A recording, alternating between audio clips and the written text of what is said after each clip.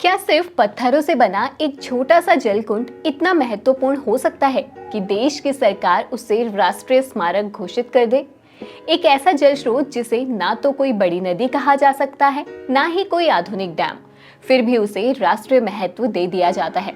पहाड़ों में जब ना पाइपलाइन थी, ना मोटर और ना ही बिजली, तब पानी को सहेजना एक कला थी। लोग जानते थे कि पानी की एक एक बूंद को कैसे रोका जाए, जमीन के अंदर उतरते जल को कैसे दिशा दी जाए और पत्थरों से बने छोटे छोटे जल कुंडों में उसे कैसे सुरक्षित रखा जाए। ये संरचनाएं केवल पानी जमा करने का साधन नहीं थी, बल्कि स्थानीय भूगोल, मौसम और प्रकृति के साथ सामंजस्य की मिसाल थी। आज जब हम पहाड़ों में बढ़ते जल संकट की बात करते हैं, तो ऐसे जल कुंड हमें अतीत की उस समझ की ओर लौटने को मजबूर करते हैं, जहां सीमित साधनों के बावजूद पानी का प्रबंधन टिकाऊ और भरोसेमंद था। पहाड़ों के पारंपरिक नौले भी उन्हीं पारंपरिक जल स्रोतों में से एक है। लेकिन बदलते समय के साथ जहां आज ये नौले खंडर होते नजर आ रहे हैं, वहीं उत्तराखंड के एक छोटे से पहाड़ी गांव का करीब 500 साल से ज्यादा पुराना नौला राष्ट्रीय धरोहर की उपाधि हासिल कर चुका है। अब कौन सा है वो नौला, क्या है इसका इतिहास और इस नौले को राष्ट्रीय स्मारक घोषित करने के पीछे सरकार की क्या सोच है, जानेंगे आज की इस पेशकश में।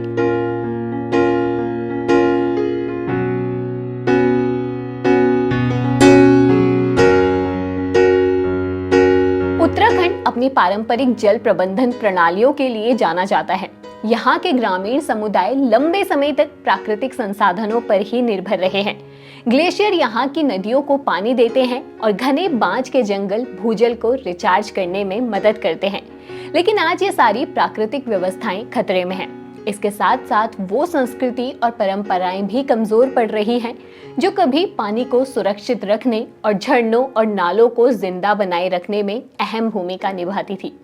पानी धरती का सबसे कीमती संसाधन है, क्योंकि इसी से जीवन चलता है। हमारे रोजमर्रा के काम पानी पर ही निर्भर है।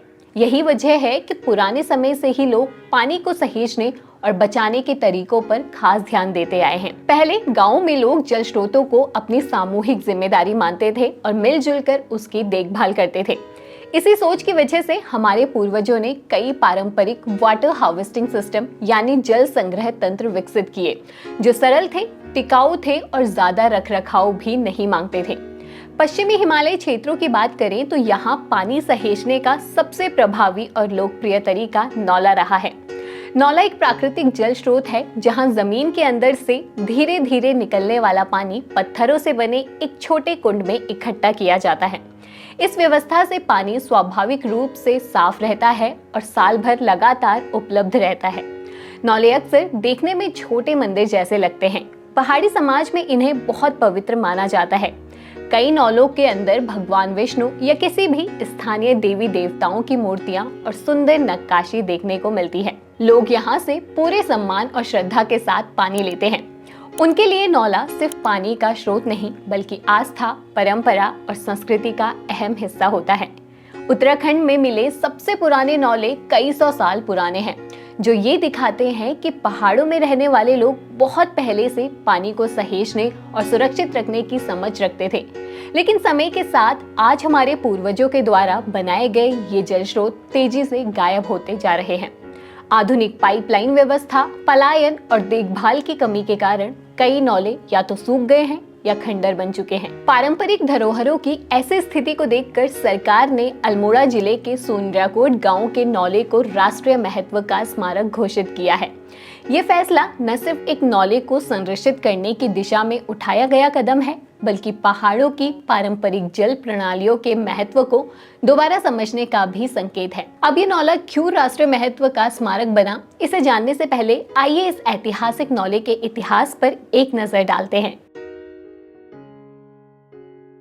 उत्तराखंड के अल्मोड़ा जिले में सियुनराकोट नाम का एक गांव है, जो अपनी समृद्ध संस्कृति और विरासत के लिए जाना जाता है। यही गांव प्रसिद्ध हिंदी कवि सुमित्रा नंदन पंत की जन्मभूमि भी है। आज सियुनराकोट गांव देश भर में अपने 500 साल से ज्यादा पुराने नौले के कारण खास पहचान रखता है। सियुनराकोट का ये प्राचीन नौला कत्यूर और चंद शासनकाल के समय से जुड़ा हुआ माना जाता है। स्थानीय इतिहास और जल प्रणालियों पर हुए अध्ययनों से पता चलता है कि पुराने समय में राजा और सामंत धार्मिक पुण्य के लिए नौलों का निर्माण करवाया करते थे। स्यूनराकोट का ये प्राचीन नौला भी उसी परंपरा का एक महत्वपूर्ण उदाहरण माना जाता है। लंबे समय से ये नौला गांव का मुख्य जल स्रोत रहा है। लोग रोज पानी भरने और पूजा पाठ के लिए इस नौले पर आते थे।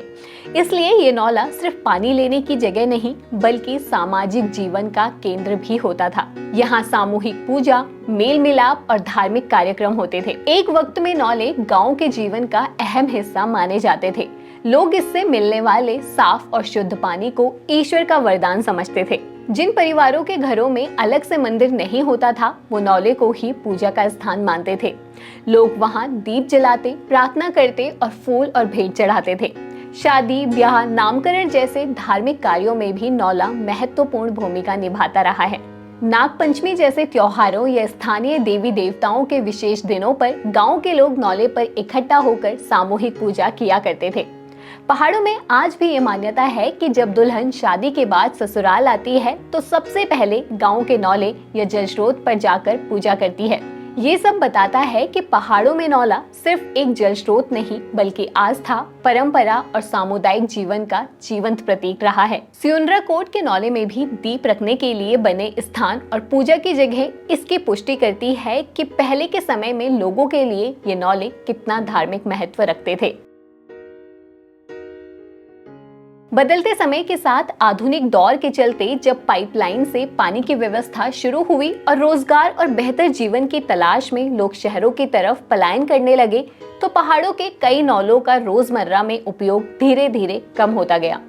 जिन जल स्रोतों को हमारे पूर्वज पीढ़ियों तक सहेजते आए, उनकी देखभाल करने वाला अब पहाड़ों में कोई नहीं बचा। इसी कारण देखरेख के अभाव में स्यूनराकोट का ये सालों पुराना नौला भी धीरे धीरे खंडर बनने की हालत में पहुंचने लगा। जब ये स्थिति गंभीर हो गई, तब आर्कियोलॉजिकल सर्वे ऑफ इंडिया यानी भारतीय पुरातत्व सर्वेक्षण का ध्यान इस ऐतिहासिक नौले की ओर गया। ASI ने इसे बचाने के लिए अपने संरक्षण में लेने की प्रक्रिया शुरू की। सभी जरूरी कागजी कार्य पूरे करने के बाद प्रस्ताव केंद्र सरकार को भेजा गया। आखिरकार साल 2022 में केंद्रीय संस्कृति मंत्रालय ने स्यूनराकोट के नौले को राष्ट्रीय महत्व की प्राचीन विरासत घोषित कर दिया। इसके साथ ही ये नौला कानूनी रूप से संरक्षित स्मारक बन गया। अब आर्कियोलॉजिकल सर्वे ऑफ इंडिया इस नौले के 300 मीटर के दायरे में होने वाले किसी भी निर्माण या पुनर्निर्माण कार्य को नियंत्रित करेगा, ताकि इस ऐतिहासिक जल स्रोत को किसी तरह का नुकसान ना पहुंचे। ASI के अनुसार ये नौला पूर्व दिशा की ओर मुंह किए हुए है और इसकी बनावट चौकोर है। इसमें एक बावड़ी यानी कि कुआं है, जिसके सामने पत्थरों का बना एक बरामदा और 2 सुंदर खंबे हैं। इसके अलावा नौले के पश्चिम, उत्तर और दक्षिण दिशा में 3 कमरे बने हुए हैं। नौले की छत पर देवी देवताओं की सुंदर नक्काशी और मूर्तियां बनी हुई हैं, जो इसके अद्भुत आर्किटेक्चर ऐतिहासिक महत्व को दर्शाती है। अंदर के कक्षों की छत पर शिल्पकारों ने देवी देवताओं की मूर्तियां बनाई हैं। ये मूर्तियां और नक्काशियां सिर्फ सजावट के लिए नहीं हैं, बल्कि नौले की पवित्रता को दर्शाती है। परंपरा के अनुसार ज्यादातर नौलों में जल से जुड़े देवी देवताओं की मूर्तियां या प्रतीक लगाए जाते हैं, ताकि ये साफ हो सके कि ये स्थान पवित्र है और कोई इसे गंदा ना करे। स्यूनराकोट के नौले में भी यही परंपरा दिखाई देती है। यहाँ प्रवेश के लिए एक छोटा सा दरवाजा बनाया गया है। इसे जानबूझकर छोटा रखा गया है ताकि जानवर अंदर ना आए और एक समय में केवल एक व्यक्ति पानी ले सके। नौले की पवित्रता बनाए रखने के लिए कड़े नियम होते थे। यहाँ कपड़े धोना, नहाना या गंदा पानी ले जाना मना था। ये सभी बातें ये दर्शाती हैं कि जल की पवित्रता और धार्मिक नियमों का कितना ध्यान रखा जाता था। ASI देहरादून सर्किल के प्रमुख मनोज कुमार सक्सेना के अनुसार अब इस जल स्रोत के संरक्षण और देखभाल की पूरी जिम्मेदारी भारतीय पुरातत्व सर्वेक्षण की होगी और इसे सुरक्षित रखने के लिए हर संभव प्रयास किए जाएंगे। आज स्यूनराकोट का ये नौला न सिर्फ एक प्राचीन जल स्रोत है, बल्कि हमारी सांस्कृतिक विरासत और पारंपरिक जल ज्ञान का जीवित प्रमाण भी है। अगर इसका संरक्षण सही ढंग से किया गया तो ये नौला पूरे पहाड़ के दूसरे नौलों के लिए एक मिसाल बन सकता है, जहां वैज्ञानिक पुरातत्व ज्ञान और स्थानीय लोगों की आस्था मिलकर इस अनमोल परंपरा को आने वाली पीढ़ियों के लिए सुरक्षित रख सकेगी। आज पूरी दुनिया में प्राकृतिक संसाधनों का तेजी से खत्म होना मानव समाज के सामने एक गंभीर समस्या बन चुका है। पर्यावरण का संतुलन बनाए रखने के लिए इन संसाधनों का संरक्षण बेहद जरूरी है। पानी, जो धरती पर जीवन का आधार है, आज 21वीं सदी में सबसे दुर्लभ और कीमती संसाधन बनता जा रहा है। इसके साथ ही मानवीय गतिविधियों के कारण पानी लगातार प्रदूषित भी हो रहा है, जिससे भविष्य में पानी के संकट की आशंका बढ़ गई है। हिमालयी क्षेत्रों में रहने वाले हमारे पूर्वज पानी के महत्व को गहराई से समझते थे। उन्होंने पानी को स्वच्छ और सुरक्षित रखने के लिए कुछ सरल और बहुत प्रभावी नियम बनाए थे। वो जल स्रोतों को पवित्र मानते थे और अक्सर पानी के स्रोत पर मंदिर या निर्माण करते थे ताकि लोग उसे गंदा ना करें और उसके प्रति सम्मान बनाए रखें। वो इस बात का भी विशेष ध्यान रखते थे कि पानी के प्राकृतिक बहाव को रोका ना जाए और पानी का उपयोग जरूरत के अनुसार सोच समझकर किया जाए। लेकिन समय के साथ आधुनिकीकरण ने इन परंपराओं को पीछे धकेल दिया। गांवों में पीढ़ियों से चला आ रहा पारंपरिक ज्ञान धीरे धीरे समाप्त होता गया। बेहतर रोजगार और सुविधाओं की तलाश में लोग गांवों से कस्बों और शहरों की ओर पलायन करने लगे। इसके कारण इन जल स्रोतों की देखभाल करने वाले लोग कम होते गए। नतीजा ये हुआ कि रखरखाव के अभाव में नौला, धारा और दूसरे पारंपरिक जल संरचनाएं आज खत्म होने की हालत में पहुंच गई हैं।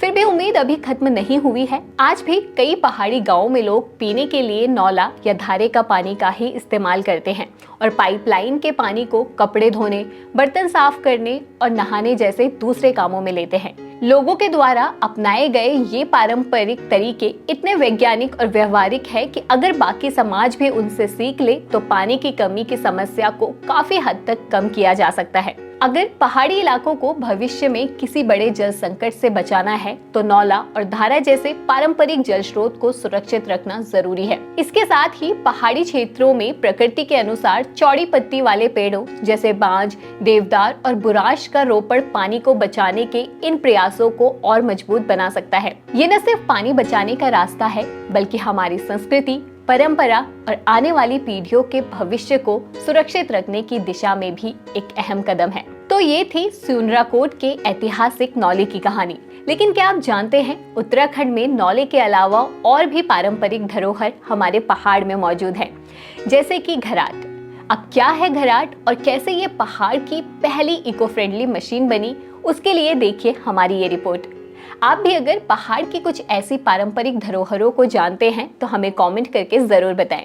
इसके अलावा वीडियो अच्छा लगा हो तो इसे लाइक और शेयर जरूर करें और घुघुती को सब्सक्राइब करना ना भूलें। धन्यवाद।